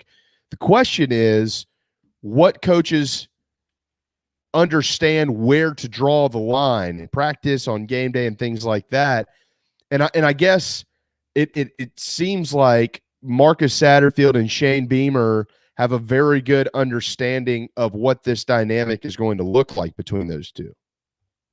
Yeah, absolutely. And I think that every coach, Will Muschamp said it, I hired Brian McClendon to call the offense, or I hired Mike Bobo to call the offense, and they tend to meddle. I think Shane Beamer understands where his strengths are and where his weaknesses are. And Shane Beamer is going to decide when to go for two, when to call timeouts and do all that. But he understands that he hired Marcus Satterfield, and Marcus Satterfield's making good money to call plays in the SEC. And I don't think that Shane Beamer is going to take that away from him. And will he offer input and say, hey, listen, this is what I'm seeing on the field. I think we should do X, Y, Z. Sure, all coaches do that, but I think Shane Beamer knows where to draw that line, like you said. And let's be honest here. I don't think South Carolina fans want to hear it, but Dabo Swinney understands that he's not a great X's and O's coach, and he hires really good coordinators and lets them do their job.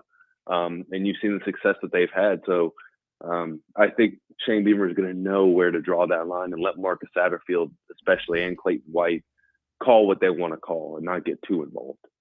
1:30 on a Tuesday afternoon. A few minutes left with Collyn Taylor, Gamecock Central. Patrick Davis is coming up next. He'll play the music at the Gamecock Central kickoff party coming up in 17 days at Steel Hands Brewing in Columbia, South Carolina. Collyn, what are your storylines heading into fall camp? Maybe something that you'll be poking and prying on coming up on Thursday as part of media days. And you haven't necessarily been around the guys yet. That's coming in a couple of days when they release those young men to all of you scoundrels. You'll be asking questions and having backhanded – never mind. But which of these guys has you most excited, and how is this year different from years past in covering this program? I'll touch on the second question first. This is way more open. This is I covered all of Will Muschamp's time in South Carolina. Never once did I sit down and eat lunch with some media members and Tori Gray sitting across from me like I did the other week at that golf outing. I mean, it's much more open. You're able to have conversations with these coaches and develop a personal relationship with them, which helps you cover the team. Players are much more open. I mean, heck, Zaquandre White and Gene Bell were on a golf cart with a camera filming us golfing the other day. So that's different. It's much more media friendly, and that's not a knock on Will Muschamp. He ran his program the way he wanted to run it. Shane's running it the way he wants to run it. But it's a lot more media open to the media compared to maybe in years past. And in terms of players, I'm really excited to see what Luke Doty's going to do. Nick Muse is a fantastic talker, and I think he's going to play a big role in this offense. So I'm excited to see what he has to say about how South Carolina is going to use the tight ends, which fans love to hear about, the offensive scheme, defensively. I'm excited to hear from Mo Kaba. He's a guy that came in with a lot of hype, was a steal for South Carolina in that class, a guy that a lot of people didn't think were going to, he was maybe more of an NC State lean. So I'm excited to hear about his potential, how he feels. And South Carolina doesn't have a line of linebackers and needs someone to step up at that position. So I think someone like a Cobb is primed to potentially step up. And so those are some of the guys that I'm really interested to hear from. I think you make a great point about Mo Kaba. There's a lot of people out there that have questioned the linebacking core and the defensive backs, and everybody's excited about Karan Prunty and a couple of others who've transferred in, but hadn't heard much about the linebacking group. And they're going to need to play well, because Carolina last year on defense was beyond awful. I think they have only one way to go this year. I think no matter what, and they'll more than likely be improved. Collyn, quick plug for you. Go ahead and tell us how your golf game was, and give us a quick plug on the kickoff party. Yeah, I'll skip the golf game plug. I will say Clayton White and Drew Hickson were both fantastic, and were a large reason why we finished at 5 under par for the scramble. So big shout out to Clayton White and Drew Hickson there. But yeah, the Gamecock Central party, it's free. Anyone that wants to come out and hang out with us on the 20th at Steel Hands is more than welcome. VIP tickets will go on sale this week, and we'll offer a bunch of different perks and whatnot, and door prizes and raffles that we're going to go through, and should be a lot of fun. I'm really looking forward to it. My wife has bugged me to get VIP tickets and make sure that we have that day scheduled off and blocked off to go. So if she's excited about it and doesn't care much about sports, I think the South Carolina fans should be excited about it and want to come out and hang out with us, because this is the most positive energy around the program in a very long time. And fans should enjoy it while it's around. There's no question about that. Again, we'll speak with Patrick DeMarco tomorrow. Did you happen to see him hit one off the tee last week? I did not see it, but his tee shots and driver play are the stuff of legend around that football ops building. Yeah. I heard he reached a par 4 from the tee box. Yeah. So that's stuff of legend right there in that ops building. Yeah. Well, I mean, he's been trained well. I mean, his Uncle Chris is quite the golfer, but he is something to see. He punishes it and it goes straight.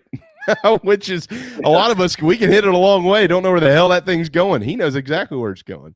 So yeah, there have been a couple times where I've hit the ball and I was like, I hit it well, I just don't know where I hit it. So for Patrick to be able to do that, it's impressive. Yeah, him and I have been trying to set up some golf here, and that we just haven't had a chance to do it. Obviously, now we definitely won't for a few months. But he's like, "Well, let's go play here and let's go play there." I'm like, "Dude, number one, I'm not good enough to play that course, and number two, I'm not just playing with you. Yeah, I got to have somebody who's worse than me. We need to force them." Right. So, well, if you need someone worse, give me a call. Okay. Look, I heard who the worst golfer was out there, and it wasn't you, from what I understand. So we'll leave that part there, though. Hey, Collyn, thanks for always tweeting in fact. We appreciate that. I appreciate that, and let's always remember before I go that if someone's tweeting something just for clout or for you to react to it, just don't react to it. You know? Yeah. Like right. You're allowed to scroll past things and not respond. That's right. It is allowed. Yes. And 2-factor authentication and verification, if you're a journalist, is probably always the best option to make. Probably. Mm-hmm. I would think that would serve you well. Well, yes. To each his own, I guess. To each his own. Live and learn, right? You live and learn. Or just live, apparently. You live and learn if this is your first time making that mistake. But if I think we're talking about the same person, there have been multiple instances where he's lived and not learned. Yes. Yeah. Not a lot of learning going on up there. No doubt. No. Thank you, Collyn. Enjoy the rest of the week. It's finally back. Carolina football. We'll check in with you in a few days. Absolutely. Appreciate it, guys. Later. Thanks, bud. There you go. Collyn Taylor with Gamecock Central. Final time out of the afternoon. When we return, Patrick Davis. You hear him a lot around here. You're going to hear him actually on the phone for once, right here on the JB and Goldwater show, driven by Stokes Volkswagen. This is Mike Mazzell for Stokes Volkswagen on Ashley Phosphate Road with exciting news. It's springtime and we're playing ball. Most dealerships don't have any inventory, but at Stokes Volkswagen we do. So we're playing ball on every new Volkswagen in stock. Every new Volkswagen available with zero down. Qualified buyers can sign and drive with interest-free financing for 60 months. Remember, Stokes Volkswagen on Ashley Phosphate Road is the fastest, easiest way to sell your car and get the most money for your trade. Plus, we'll take any trade in any condition, paid off or not. Is your credit in a slump? Strike two. If you've got $500 down and you make at least $2,000 per month, our lenders can get you approved. So if you want to strike out, that's okay. But if you want to hit a home run and save on a new Volkswagen, come see us today at Stokes Volkswagen on Ashley Phosphate Road or StokesVW.com. $1,666 per month per $1,000 borrowed for 60 months at 0% APR with zero down. Plus tax tag. Includes $499.50 administration fee. Subject to VCI credit approval. Expires month end. Peace and love at Stokes VW.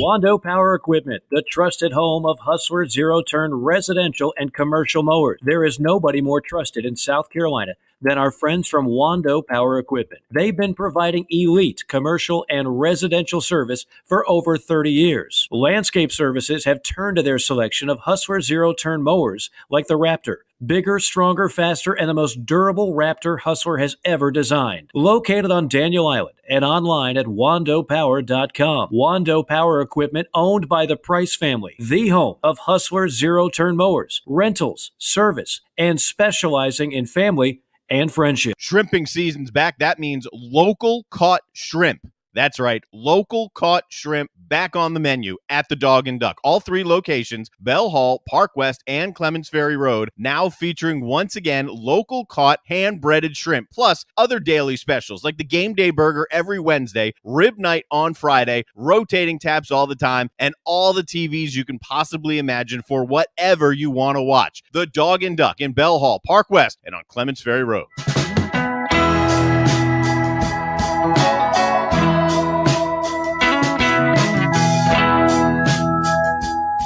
everybody? This is South Carolina singer-songwriter Patrick Davis, and I might live in Nashville, Tennessee now, but guess what? I can always keep up with the news back in South Carolina because I've got the JB and Goldwater Show. Thank you, JB and Darren, for being live, loud, and awesome. He doesn't miss a minute. 5 days a week between noon and 2, he clears his schedule, Patrick Davis does, to watch or listen to our program, except we gave him the day off today because he's traveling out west. He joins us now from Fort Collins, Colorado. PD, what's up, brother? Hey, buddy, how y'all doing down there, man? I didn't even know y'all are live online now. Like I could see your faces. It's amazing, isn't it? It just gets worse and worse by the day. It just breaks your computer.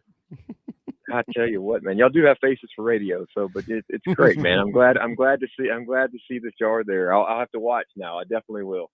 Well, you just, and you can comment, and Darren will put your comments up. People will introduce you to the world down here. Not enough people know who you are.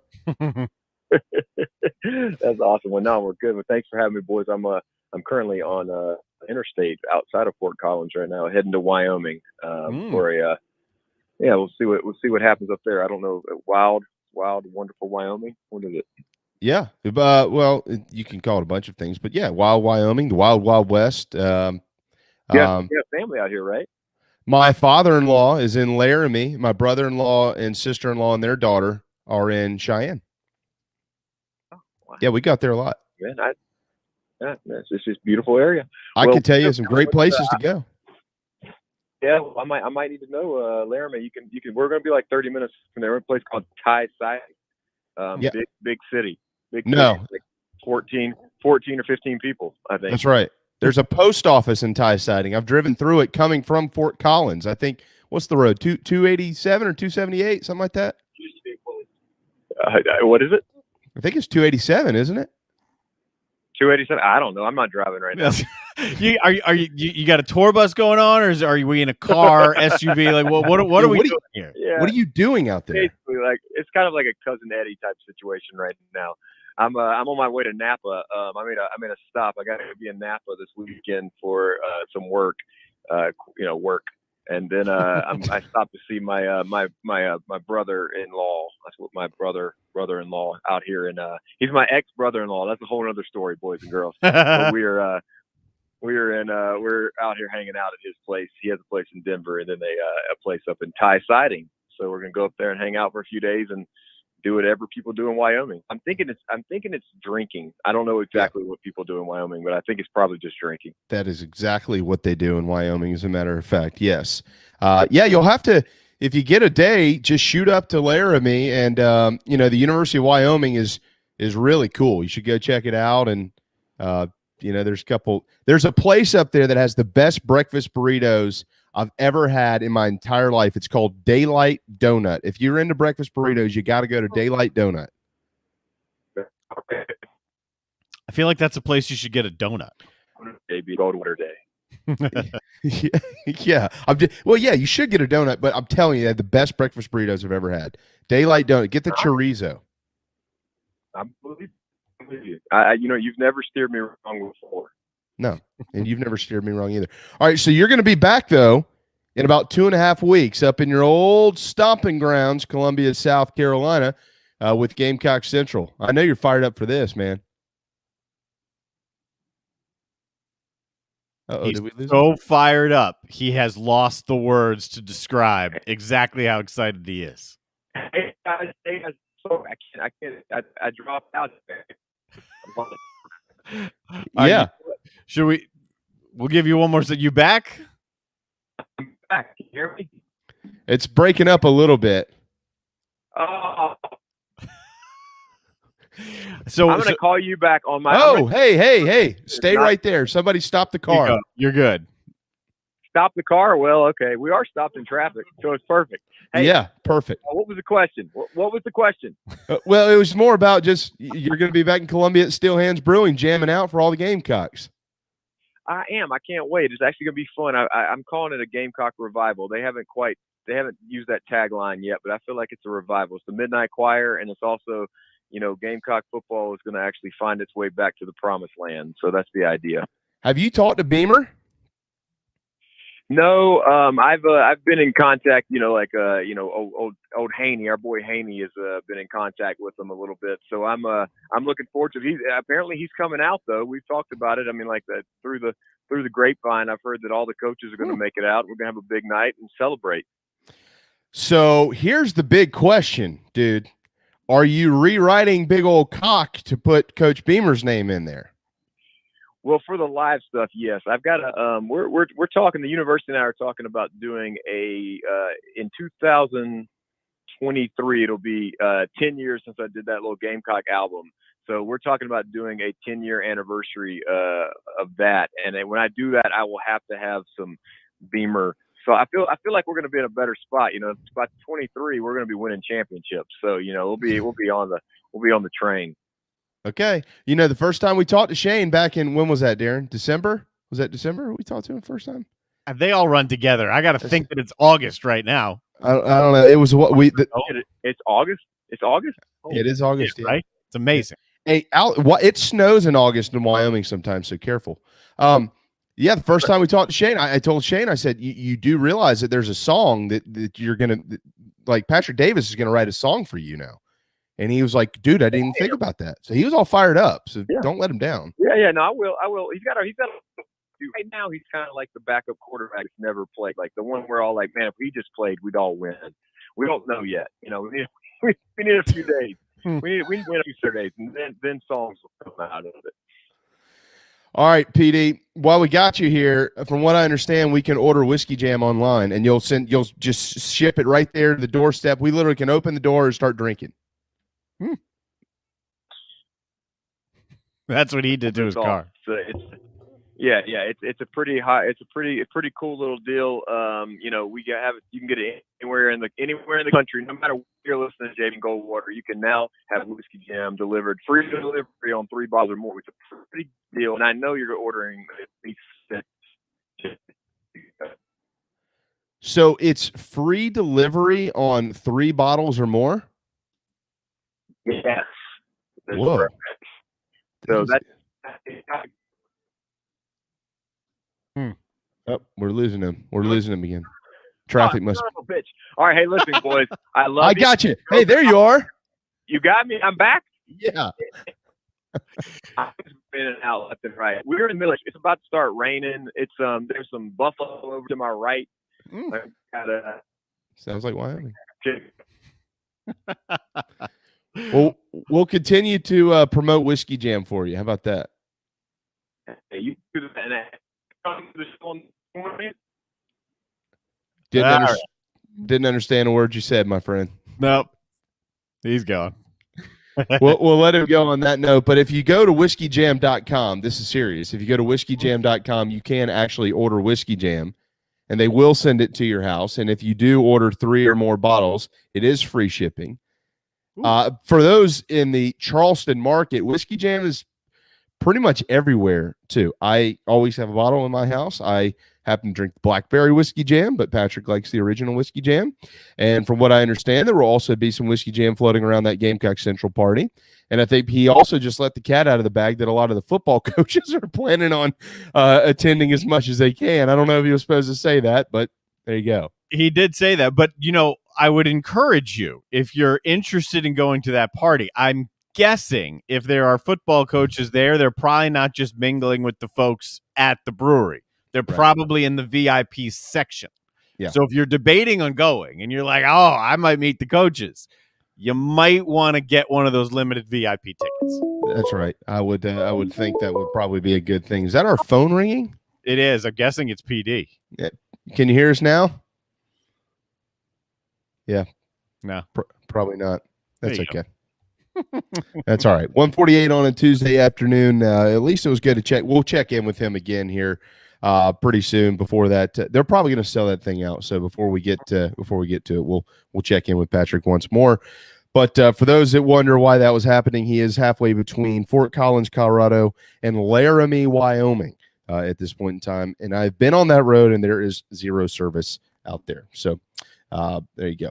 All right, an Olympic update real quick. Right now, the United States leads all countries with 73 medals. 24 of them are gold, and one of the bronze medals that they have, 21 total, now belongs to Simone Biles because she is back, and she was able to land a bronze medal on the balance beam, which is all of about 4 inches wide. A tremendous achievement for Simone Biles. So welcome back, Simone. At least a good way for her to be able to end her Olympic tenure over there in Tokyo, Darren. But that story, I'm sure, will get more steam again when she gets back to the States and starts sitting down, because she's going to do it for all these interviews and things like that. But that was neat to see a bronze for her. Yeah, and the women's basketball team, we were trying to figure out when they were playing Australia next. That's at midnight tonight, 12:40 in the morning, at night, whatever you want to call it. Yeah. And Australia, by the way, beat them in an exhibition a couple of months back. I think it was in Vegas. Right. So this is no just pushover here for the U.S. women. Yeah, nope. They beat them in the exhibition. They've never beaten them in an Olympic contest ever. And Dawn Staley and Asia Wilson tonight are going to try to make sure that actually doesn't happen for the first time, especially on their watch. Asia Wilson has led Team USA in scoring all 3 games in the preliminary rounds. So 12, I think it's 12:40. Yes. 12:40, right? Mm-hmm. Okay. Wednesday morning at 12:40. So tonight. So tonight at 12:40. Yes. There you go. All right, some news in baseball. Brett Harker, former head coach up at Furman, former baseball player, of course, at the College of Charleston, has just been hired to be the head coach at Limestone. Limestone, of course, here in the state of South Carolina. Brett, it was so unfortunate what happened to him with Furman's program shutting down. So it's great to see him back in the saddle. And he'll be up there coaching the Limestone Saints here, I guess, pretty much starting immediately. And I haven't talked to Brett Harker in years. Mm-hmm. I'm not sure how often you've seen him, but he's a great baseball coach. I'll say this. I haven't talked to him in a while, but I do know Limestone. I've been up there. I've done 3, 4, 5, I don't know how many Limestone actual lacrosse games up there. They're really, really good. I mean, national championship level, or at least playing for the national championship and then losing to Lemoyne level almost every single year. And their lacrosse field is on a big old hill. And if you turn around behind their bee-infested old press box, there is the baseball stadium in a valley below that hill. It is the worst. I'm sure it's much better. This was 3 or 4 years ago. I was up there during a storm. I've never seen a field in worse condition than that baseball field, ever. Really? I'm talking any field, any baseball field. I've never seen one so swamped and just destroyed by the rainstorm that we watched while we were there. This was a couple years ago. I'm sure it's been renovated. I'm sure it's better. But it was eye-popping when you look down at that thing. You're like, that's like a marsh. It was not in good shape, but I'm sure Harker made sure that the field was playable before he took the job.